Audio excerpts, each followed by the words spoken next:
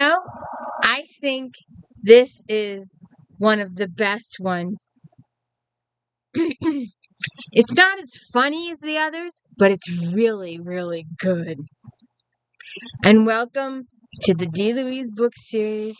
Here's my pal. Here's my gal pal. She's hanging out with me. She's right here. So, anyways, welcome to the D. Louise book series. I'm Christina K-R-S-T-I-N-A. This is where we read books, talk about books, no special effects, no theme music, none of that fancy smancy stuff going on here. So, I was really surprised at how multi-layered it was. It's usually a more direct whodunit. Like the last book was a serious. Your suspect pool was like this big, and you had a really good idea. It had to be one of 6, and it was a close knit group, and it was a closed off location. But this was huge, and we do have some spoilers, but we'll let you get those. The other book, Marsh Madness, ended in a the last line of the book had some issues. So the issues are discussed in this book. Yes, ma'am. Can I help you? Do you want to share the screen with me? So, have a lot. It was good. It was good. It was good. All right. See if I can. Fortune is a former CIA agent who was sent to Sinful to hide out, but that whole thing has been resolved. And my one little pet peeve is that um she doesn't put the previously published in here. This is book 29, I think. Don't quote me on that. I think it's either 28 or 29. I think it's 29. She doesn't put the list in, and I think she should do that. She does give you a small character update in the beginning, very small. But we really don't need too much in here. We just have to know that Fortune is the former CIA, and Carter is her fiance. Spoiler there for you. Gertie and Ida Bell are her cohorts. They work for her in the Swamp Team Detective Agency. And Nora is a lady that likes to grow her own stuff. Seriously, Ronald is her gay neighbor, but he's also massively, massively wealthy and in very, very, very, very into fashion. He's probably worth $1 billion. Who knows? He can afford $300,000 on a purse. Don't know. So, anyways, this lady Casey, who is a friend of Fortune's. She's a Louisiana cop, New Orleans cop, and her daughter is being accused of murder. So she was put on leave, and while she handles her daughter's case, she's not allowed to work while her daughter's a suspect in a murder case. And her daughter is a brilliant, like Fortune, and has a really has a good high IQ, and a very, very good in all of her criminal classes. And apparently she's being sought after by the CIA, FBI, and other alphabets to come work for them. And so this kid Audrey is being framed for the murder. Apparently they work in a museum together, and they intern at a museum together. And this girl Mimi was a big, huge tattlist. She loved to blackmail people. I know something about you, and you don't want people to know about it, so you better give me some. And she had some people she was blackmailing, and she ruined careers and ruined college lives and stuff like that. So, they were invited to a party. at a billionaire's house and millionaire's house. Very, very rich, exclusive party. And they were invited with 200 other people. And for whatever reason, the upper peoples decided to invite the lower peoples. So the lower peoples, Mimi and Audrey went together, and there was trouble parking. So she drove up to the front of the house, let Mimi out, and then went to park and never saw Mimi again. So that's why all the fingers were pointed at her, because no one would admit to seeing Mimi at the party.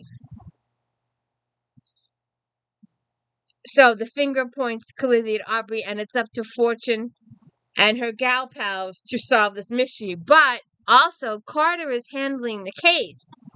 And how can her and Carter do this? How can she not tell him things? And we don't see too much of Carter in this book. He's like a side note.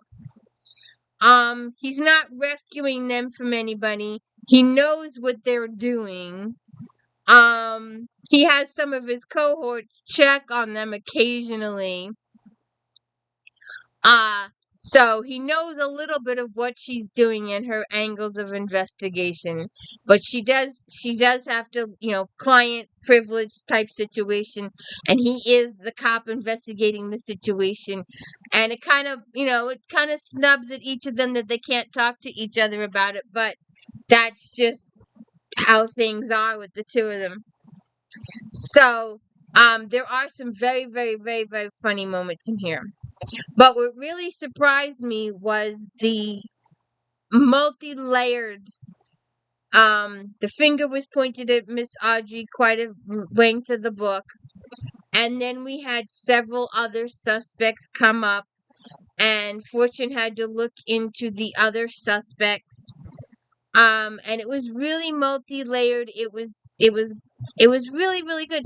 She had these suspects, and it was like, this one could have done it. This was a really good suspect. She had motive and opportunity and all this stuff, but it wasn't quite right. And then, well, this one looked good, but it just, and it took a couple of things. It took working together. It took a final, oh, hey, the other day you asked me about XYZ. Well, I've got this information for you about XYZ. And that's when the light bulb goes off in Fortune, and she's like, oh, that makes sense. And she put it all together. And so she ends up having to go after the bad peoples at the end of the book. Little bit of a boat chase. There's several really cute moments in the beginning of the book. There's a funny moment in the middle. There's also a funny moment towards the end. I love their hijinks. I always tell people, and if you haven't watched my If Then Janet versus Jana, please go watch that.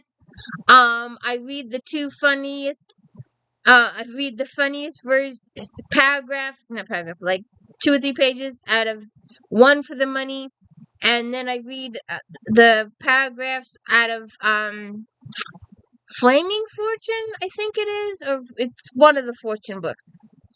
But to see which one makes me laugh the worst, and it was this one. It was the Fortune book.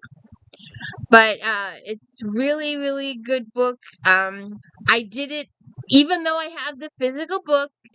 I did do it all via audio. Sat and listened to it and enjoyed it. Excuse me. There's a tail in the way. Listen to it via audiobook. So it took a little longer, and I totally enjoyed. Hey, come here, come here, come here. You're driving me crazy. I know I was out all day. I know. Sorry. So I was very impressed at the multiple suspect possibilities at the end. The multi what you call it? Motive, opportunity. It was all there, and it was several different people. It was several different people, and it was really layered. I was really highly, highly impressed how intricate this was. Her books don't usually get this intricate, and it was very intricate. I thoroughly enjoyed it. You can read them, but I highly recommend the audiobooks. They are just awesome, and it makes you crack up even more, and you laugh, and you enjoy a good book. So, check out Fortune, see if she can prove Audrey didn't do it. For Casey, the cop, and see what angst Casey gets into next year or so. Jana says she's working on the next book. It's, she would like a year or so to get it done. So we'll let her get it done. So, and it's getting used to Carter and Fortune living in the same house. So that's going to be interesting too. But it's really good. These ladies are so funny. These ladies are just so funny. I've got one more old book to read that was in my to-be-read pile. Jana Delaney or Jacqueline Frost. I'm not sure which one. But we'll get to it tomorrow. Have a good one.